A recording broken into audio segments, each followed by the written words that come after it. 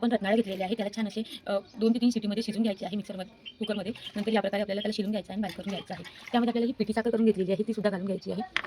इथे आपल्याला ही विलायची सुद्धा घालून घ्यायची आहे. नंतर आपल्याला थोडी कणिक घालून घ्यायची आहे, ते लागत तोपर्यंत कणिक आपल्याला मिक्स करायची आहे. मी ते घट्टसर गोळा मळून घेणार आहे. इथे आमची मातोश्री हे करत आहे, गोळा मळून. या प्रकारे छान असा गोळा मळून झालेला आहे, त्याला लाटून घ्यायचा आहे पोळीसारखं. इथे छान असं तेल गरम केलं आहे, आम्ही या चुलीवर करत आहे. या प्रकारे गोळा घ्यायचा आहे छान असा.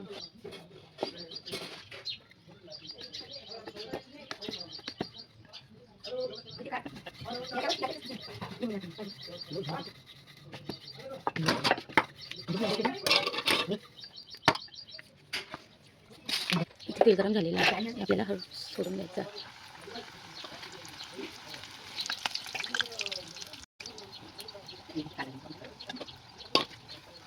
तुम्ही बघू शकता यम्मी आणि डिलिशियस इथे कापडा